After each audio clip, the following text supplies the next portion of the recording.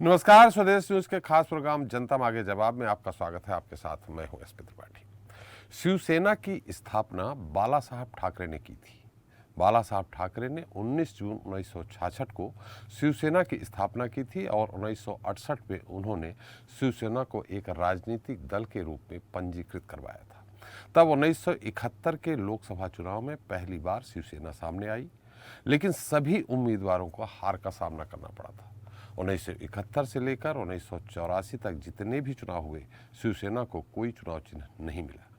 लेकिन 1985 में मुंबई के नगर निकाय चुनाव में शिवसेना को पहली बार तीर धनुष का चुनाव चिन्ह मिला। उसके बाद से शिवसेना का चुनाव चिन्ह तीर धनुष हो गया। तत्पश्चात 1989 के लोकसभा चुनाव में शिवसेना बीजेपी के साथ गठबंधन कर चुनाव लड़ी और शिवसेना के 4 सांसदों को जीत मिली। उसके बाद 1990 में विधानसभा चुनाव में शिवसेना ने बीजेपी के साथ गठबंधन कर 52 सीटों पर जीत दर्ज की। इस सफलता के बाद से ही शिवसेना लगातार महाराष्ट्र में बीजेपी के बड़े भाई के तौर पर अपनी उपस्थिति दर्ज कराती रही। वहीं 2014 में हुए चुनाव में बीजेपी और शिवसेना ने अलग अलग चुनाव लड़ा। बीजेपी को अधिक सीटें मिली और शिवसेना के समर्थन से सरकार बनाई। यह सरकार पूरे 5 साल तक चली, लेकिन इस बीच बीजेपी और शिवसेना दोनों दलों के नेताओं के बीच तीखी बयानबाजियां भी शुरू हुई और 2019 के लोकसभा चुनाव में एक समय ऐसा लगा कि दोनों दलों के बीच गठबंधन नहीं होगा, लेकिन गठबंधन हुआ और पार्टी को सफलता भी मिली। फिर इसी साल यानी 2019 में ही विधानसभा चुनाव हुए। बीजेपी और शिवसेना ने एक साथ चुनाव लड़ा। चुनाव में बीजेपी को 105 सीटों पर जीत हासिल हुई, जबकि शिवसेना को महज 56 सीटें प्राप्त हुई। भले ही बीजेपी शिवसेना गठबंधन ने बहुमत हासिल कर लिया था, लेकिन शिवसेना ने कह दिया कि दोनों दलों के सीएम 2.5 साल के लिए बनेंगे। बीजेपी ने शिवसेना की मांग नहीं मानी और इसके बाद शिवसेना ने एनसीपी और कांग्रेस से बातचीत शुरू कर दी। इसी बीच एक और नाटकीय मोड़ आया जब पूर्व मुख्यमंत्री देवेंद्र फडणवीस ने एनसीपी विधायकों के समर्थन से मुख्यमंत्री पद की शपथ ले ली और अजीत पवार ने उप मुख्यमंत्री पद की शपथ ली। इस घटनाक्रम के बाद एनसीपी के विधायक शरद पवार के पास चले गए और एनसीपी, कांग्रेस और शिवसेना का गठबंधन हो गया और उद्धव ठाकरे मुख्यमंत्री चुने गए। कई बार गठबंधन पर संकट छाया, लेकिन सरकार चलती रही। मगर गठबंधन पर जून 2022 में सबसे बड़ा संकट तब छाया जब महाराष्ट्र सरकार में कैबिनेट मंत्री रहे एकनाथ शिंदे ने 15 शिवसेना विधायकों और 10 निर्दलीय विधायकों के साथ बगावत कर दी और वह विधायकों के साथ पहले सूरत और फिर गुवाहाटी रवाना हो गए। इस बीच शिंदे गुट में विधायकों की संख्या बढ़ती रही और 25 जून तक को एकनाथ शिंदे ने दावा कर दिया कि शिवसेना के 55 में से 39 विधायक उनके साथ हैं। राज्यपाल ने उद्धव ठाकरे से बहुमत परीक्षण के लिए कहा, लेकिन 29 जून को उद्धव ठाकरे ने सीएम पद से इस्तीफा दे दिया। 30 जून को एकनाथ शिंदे ने बीजेपी के साथ सरकार बना ली। शिंदे मुख्यमंत्री बने, जबकि देवेंद्र फडणवीस उप मुख्यमंत्री। और उसके बाद एकनाथ शिंदे ने शिवसेना के नाम और निशान पर अपना दावा ठोक दिया, जिसके बाद चुनाव आयोग ने एकनाथ शिंदे को शिवसेना की कमान सौंप दी।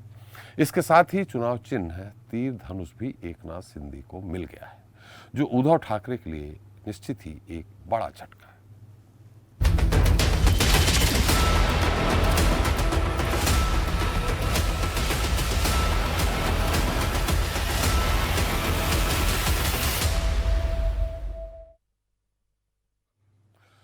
तो एकनाथ शिंदे उद्धव ठाकरे को एक के बाद एक झटका दे रहे हैं।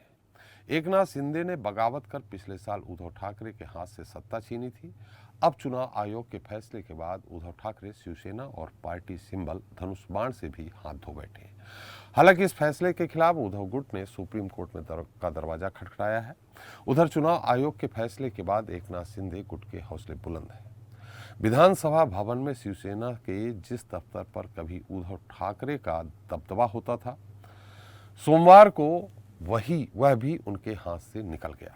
ऐसे में कयास लगाए जा रहे हैं कि आने वाले समय में शिवसेना के राष्ट्रीय दफ्तर, बीएमसी में शिवसेना के दफ्तर समेत तमाम संपत्तियां भी उद्धव ठाकरे के गुट के हाथ से फिसल सकती हैं। उधर उद्धव ठाकरे ने चुनाव आयोग के फैसले के बाद कहा कि वे इससे आहत हैं। गद्दारों ने मां स्वरूप शिवसेना पार्टी की पीठ पे छुरा भोंका। उद्धव ने कहा कि वे हमें ठाकरे शब्द का इस्तेमाल करने से नहीं रोक सकते। तो दूसरी तरफ मुख्यमंत्री एकनाथ शिंदे ने स्पष्ट किया है कि उद्धव सेना की किसी भी संपत्ति पर दावा नहीं करेंगे। उन्होंने कहा कि ये ऐसे लोग हैं जिन्होंने लालच में आकर 2019 में गलत कदम उठाया और वोटरों को धोखा दिया। शिंदे ने कहा कि हम बाला साहब ठाकरे की विचारधारा को आगे बढ़ाना चाहते हैं, इसलिए हमने उद्धव सेना को अलग होने का कदम उठाया। खैर, इस मुद्दे पर चर्चा करेंगे, उसके पहले देख लेते हैं हमारी ये खास रिपोर्ट।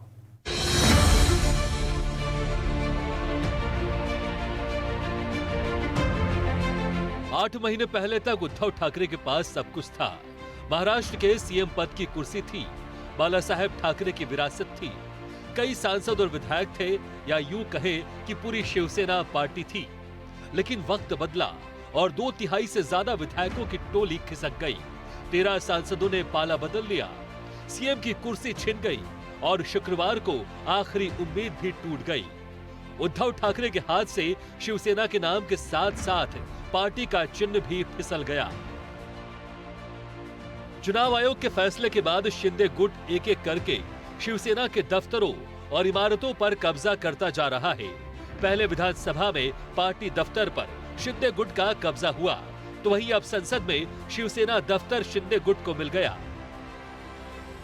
शुक्रवार को चुनाव आयोग ने बड़ा फैसला सुनाया और असली शिवसेना का हकदार एकनाथ शिंदे को बताया।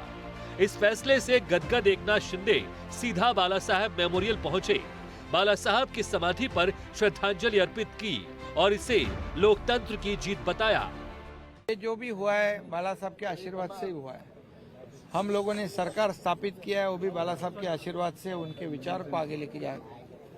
इसलिए जो भी हमारे पीछे आशीर्वाद बाला साहब का है, उनके विचार को हम आगे बढ़ा रहे हैं और इसलिए चुनाव आयोग ने जो निर्णय दिया है उसका हम लोग को स्वागत। चुनाव आयोग के फैसले से उद्धव गुट को आघात लगा और उद्धव ठाकरे ने एकनाथ शिंदे पर धनुष बाण चोरी करने का आरोप लगाया और चुनाव आयोग के फैसले पर सवाल उठाते हुए देश में तानाशाही का दौर करार दिया। अरे एक दिन तो चोरों को जश्न मनाने दो। सिर्फ उनको इतना ध्यान में रखना चाहिए कि ये चोरी है, अपना खुद का बनाया हुआ कुछ नहीं है। वो बाला साहब को चुराना चाहते हैं, धनुष्यबाण को चुराना चाहते हैं, तो चोरी भी क्या मर्दानगी। तो इन्होंने भले कागज पे धनुष्यबाण चुराया होगा, लेकिन असली धनुष्यबाण मेरे पास है। शिवसेना पार्टी पर दावा कायम होने के बाद शिंदे समर्थकों की खुशियां आसमान छूने लगी। ढोल नगाड़े और आतिशबाजी के साथ जश्न मनाया जा रहा है। खुशियां सहयोगी दल बीजेपी में भी दिखाई दे रही है और दूसरी तरफ शरद पवार जैसे उद्धव ठाकरे के हितैषियों ने उन्हें नया नाम और चुनाव चिन्ह लेने का सुझाव दिया है। ब्यूरो रिपोर्ट, स्वदेश न्यूज।